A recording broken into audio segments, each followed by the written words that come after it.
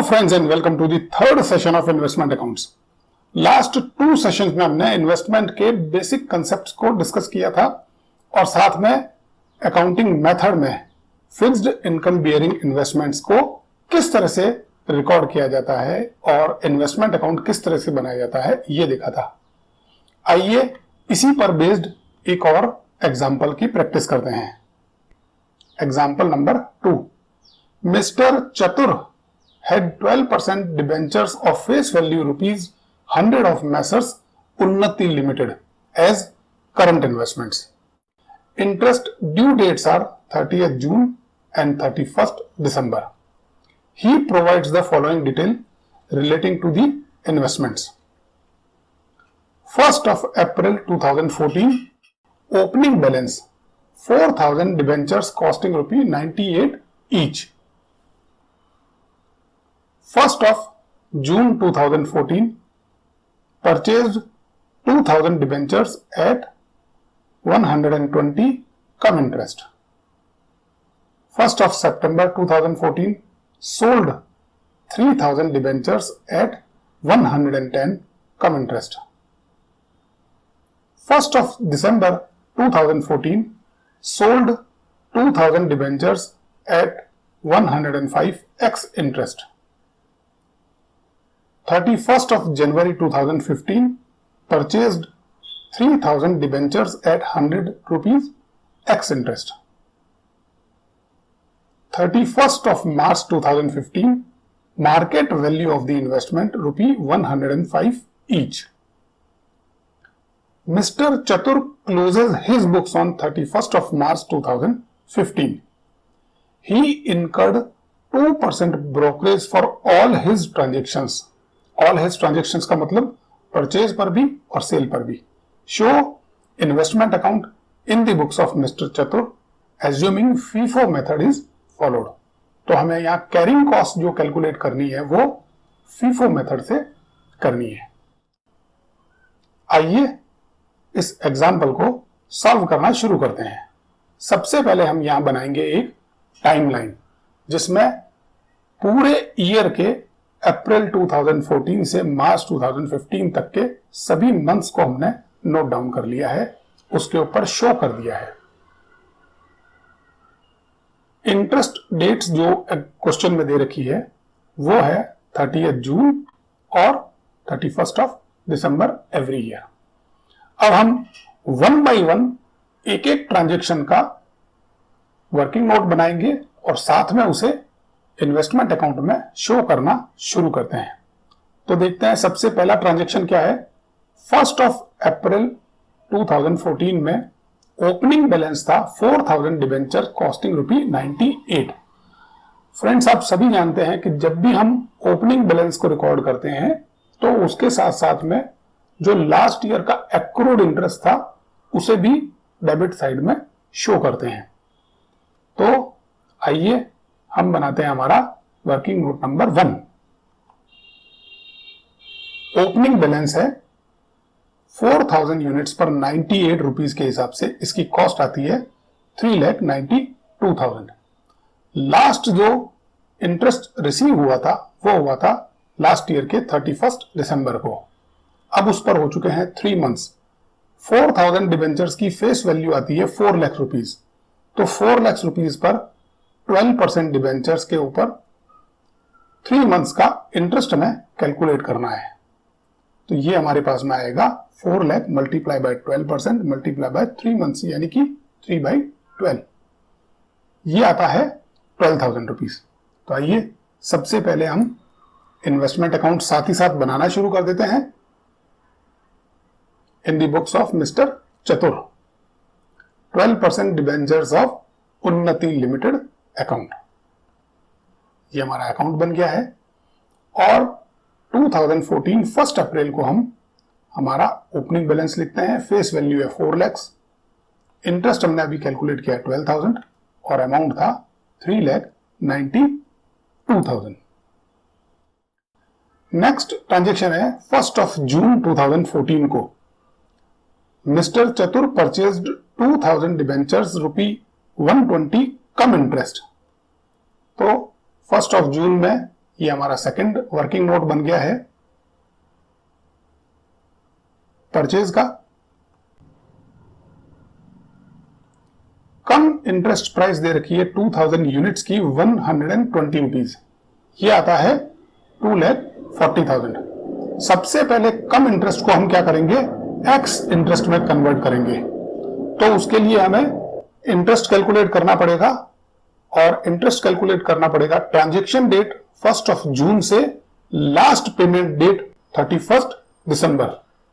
तो 31 दिसंबर से जनवरी, फरवरी, मार्च, अप्रैल और मई 5 मंथ्स का इस पर इंटरेस्ट ड्यू है, जिसे हमें परचेजर को देना है और वो इस प्राइस में शामिल है।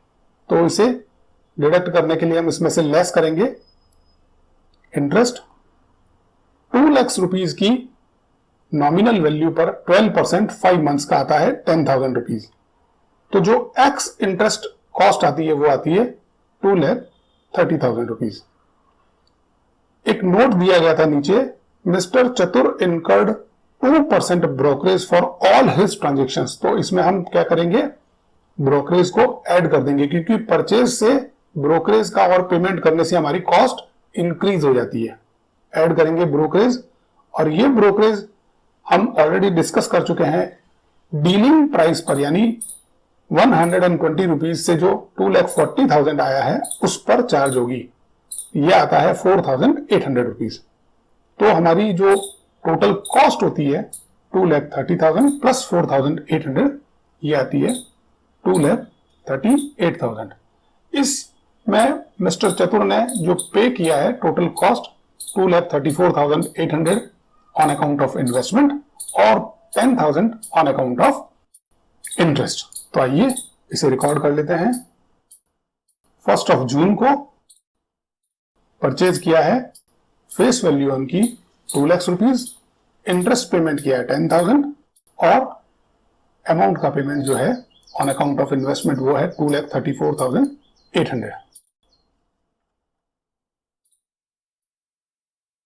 नेक्स्ट ट्रांजेक्शन आता है 1 सितंबर को, लेकिन 1 सितंबर से पहले 30 जून को इंटरेस्ट ड्यू हो जाता है मिस्टर चतुर को।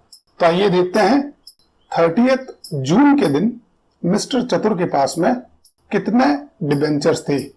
ओपनिंग बैलेंस फेस वैल्यू है 4 लाख और परचेज किया फेस वैल्यू है 2 लाख। तो total face value of 6 lakh यानी 6,000 जो डिबेंचर्स हैं वो मिस्टर चतुर के पास में थे। तो आइए इंटरेस्ट की कैलकुलेशन करते हैं। 6 लाख रुपीज पर 12% से हाफ ईयरली यानी 6 मंथ का ये आता है 36,000। अब हम देखते हैं नेक्स्ट ट्रांजेक्शन क्या है।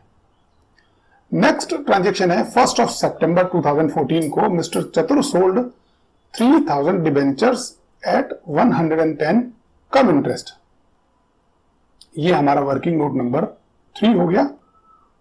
सेल्स का 1 सितंबर को 110 रुपीज जो है वो कम इंटरेस्ट रेट है, तो टोटल इसकी प्राइस क्या हो गई 3,000 मल्टीप्लाई बाय 110 3,30,000। इसमें से इंटरेस्ट पोर्शन को डिडक्ट करना पड़ेगा, जिससे जो प्राइस आएगी वो होगी एक्स इंटरेस्ट।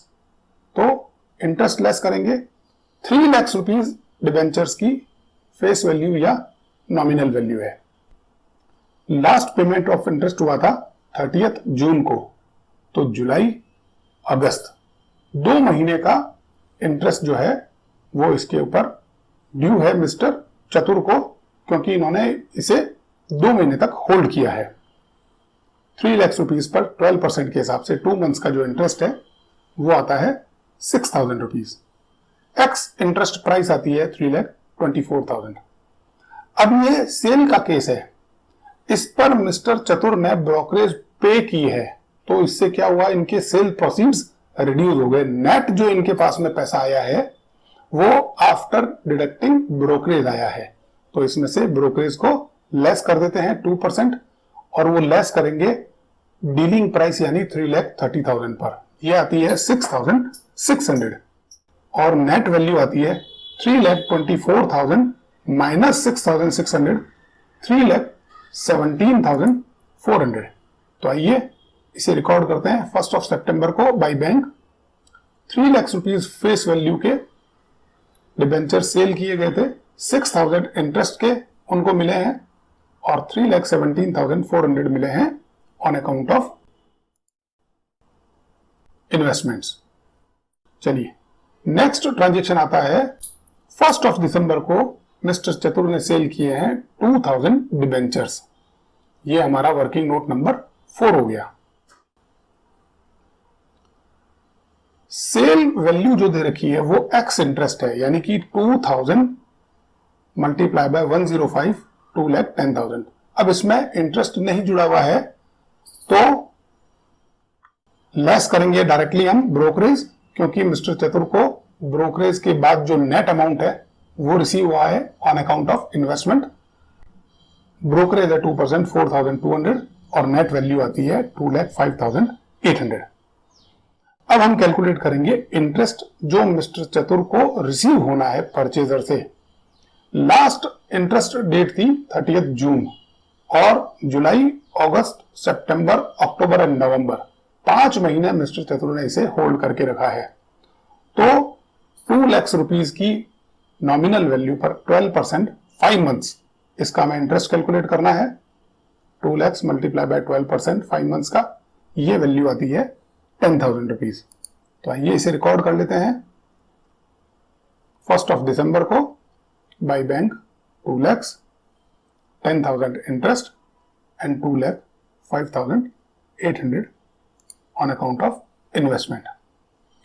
नेक्स्ट ट्रांजेक्शन जो आता है वो 31 दिसंबर का इंटरेस्ट। 31 दिसंबर को अब देखते हैं मिस्टर चतुर के पास में कितने डिबेंचर्स थे। 6 लाख की फेस वैल्यू में से 5 लाख की फेस वैल्यू के डिबेंचर्स उन्होंने सेल कर दिए, यानी उनके पास में अब केवल 1,000 डिबेंचर्स बचे हैं। तो 31 दिसंबर को जब हम इंटरेस्ट कैलकुलेट करेंगे तो वो करेंगे 1 लाख रुपीज के ऊपर 12% के हिसाब से 6 मंथ का, और ये आता है 6,000 रुपीज। चलिए अब देखते हैं नेक्स्ट क्या है। नेक्स्ट ट्रांजेक्शन है 31 जनवरी 2015। मिस्टर चतुर ने परचेज किए हैं, ये हमने 31 जनवरी को हमारा वर्किंग नोट नंबर 5 बना दिया है, 3,000 debentures at 100 rupees ex interest. तो परचेज प्राइस क्या हो गई 3,000 multiply by 100, 3 lakh. Ex interest है इसलिए इंटरेस्ट को डिडक्ट करने का जरूरत नहीं है, इसमें हम ब्रोकरेज ऐड करेंगे 2%, 3 लाख पर 2% आती है 6,000। जो नेट कॉस्ट उनको पड़ी है वो है 3,06,000। लास्ट इंटरेस्ट डेट थी 31 दिसंबर और सेलर ने उसे 1 महीने तक होल्ड किया है, तो सेलर को 1 महीने का इंटरेस्ट पे करना पड़ेगा।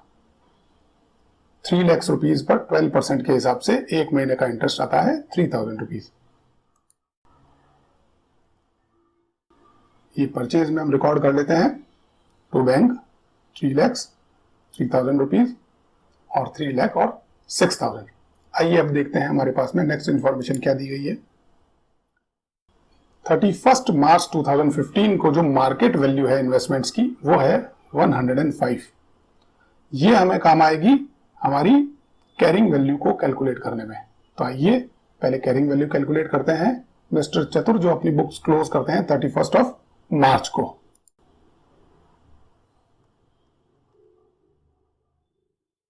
वर्किंग नोट बनाते हैं calculation of closing value. FIFO method दे रखा है इसमें, क्वेश्चन में हमें डायरेक्टली हिंट दिया गया है। तो हम 31 मार्च को बाय बैलेंस करेंगे और यहां पर सबसे पहले फेस वैल्यू का जो डिफरेंस निकालेंगे वो आता है हमारे पास में 4 लाख रुपीज। ये 4 लाख रुपीज के जो डिबेंचर्स मिस्टर चतुर के पास में पड़े हैं वो फीफो मेथड को अप्लाई करके हमें उसकी वैल्यू निकालनी है।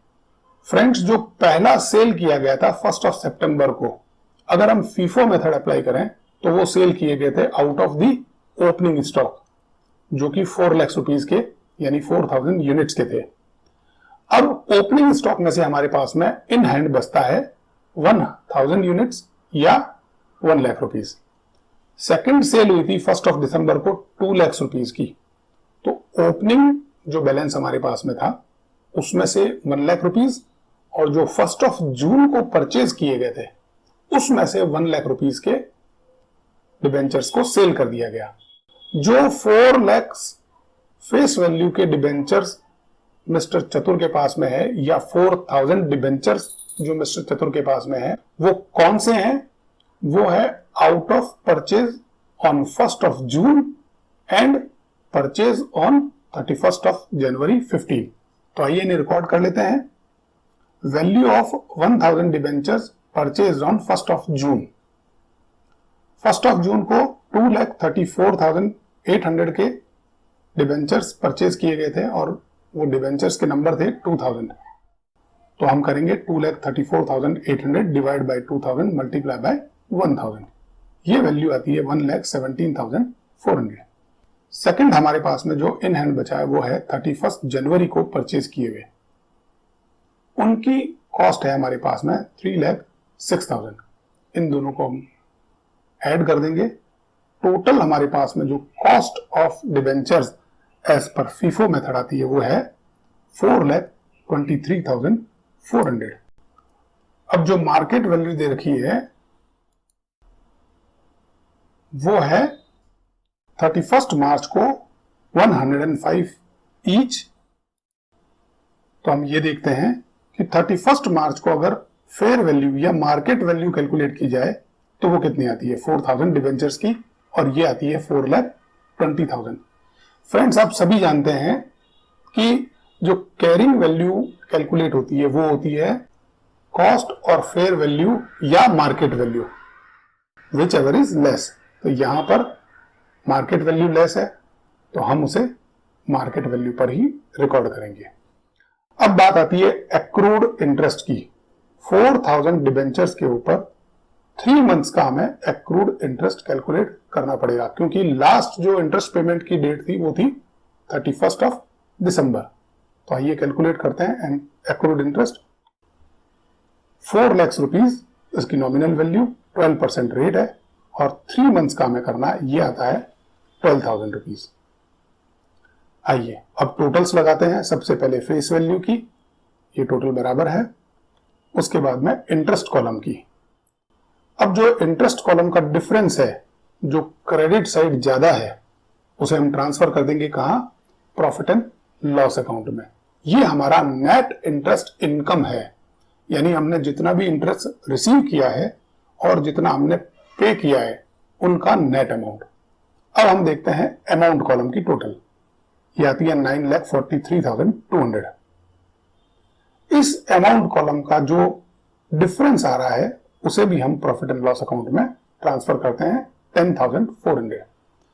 फ्रेंड्स, लेकिन इस डिफरेंस के अंदर जो क्लोजिंग वैल्यू ली है हमने 4,20,000, उसका लॉस भी शामिल है। हमारी कॉस्ट क्या थी?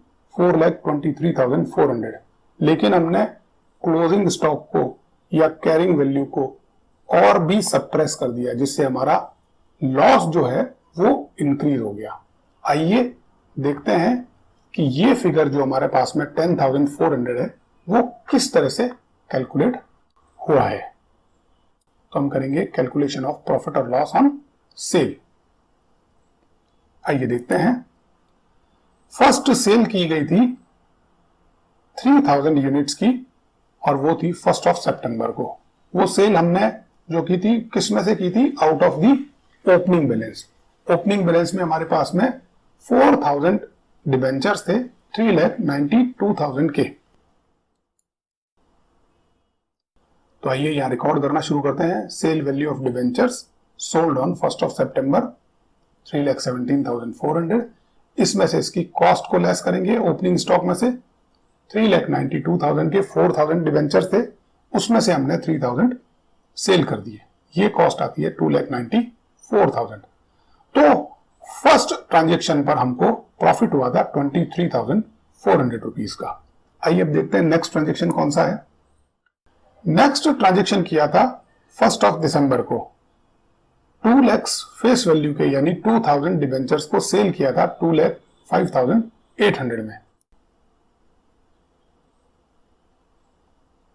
तो sale value of debentures sold on 1 December 2,05,800। 800। ये किए गए थे ओपनिंग स्टॉक में से, जो हमारे पास में 3,92,000 के 4,000 डिबेंचर्स थे। तो पहले हम की जो कॉस्ट है वो निकालेंगे ओपनिंग स्टॉक में से 3,92,000 डिवाइड बाय 4,000 मल्टीप्लाई बाय 1,000, ये आती है 98,000। सेकंड हमने सेल किए थे, जो फर्स्ट परचेज की थी 1 जून को 2,000 डिबेंचर्स 2,34,800 में। इसको और लेस कर देंगे, परचेज 1 जून को 2,34,800 डिवाइड बाय 2,000 मल्टीप्लाई बाय 1,000, और ये है 1,17,400। इस ट्रांजेक्शन में मिस्टर चतुर को लॉस हुआ था 9,600 का। तो आइए देखते हैं दोनों ट्रांजेक्शन्स में नेट प्रॉफिट उनको कितना हुआ है। नेट प्रॉफिट हुआ है 13,800 का, जबकि हमारा जो डिफरेंस आ रहा है वो आ रहा है 10,400 का। हमने अभी डिस्कस किया था कि ये डिफरेंस इसलिए आ रहा है क्योंकि हमने अपने क्लोजिंग स्टॉक का वैल्यूएशन या जो कैरिंग वैल्यू का जो अमाउंट है उसे हमने सप्रेस कर दिया, उसे लेस कर दिया। तो उसका डिफरेंस कैलकुलेट करते हैं। Loss on valuation, cost minus market value. Cost हमारी आई थी 4,23,400 और मार्केट वैल्यू थी 4,20,000। विच एवर इज लेस हमको लेना था, हमने विच एवर इज लेस लिया, तो इससे हमारा क्लोजिंग स्टॉक किससे 3,400 से कम हो गया। अब जो हमारे पास में प्रॉफिट आ रहा है वो एज पर इन्वेस्टमेंट अकाउंट है और वो है 10,400। तो फ्रेंड्स, देखा आपने कि फिक्स्ड इनकम बियरिंग इन्वेस्टमेंट्स को किस तरह से रिकॉर्ड किया जाता है। इस सेशन में हम इतना ही लेंगे। अब नेक्स्ट सेशन में वेरिएबल इनकम बियरिंग इन्वेस्टमेंट्स, जो कि शेयर्स में डील की जाते हैं, उनकी अकाउंटिंग किस तरह से की जाती है वो देखेंगे। तब तक के लिए bye friends, have a nice day.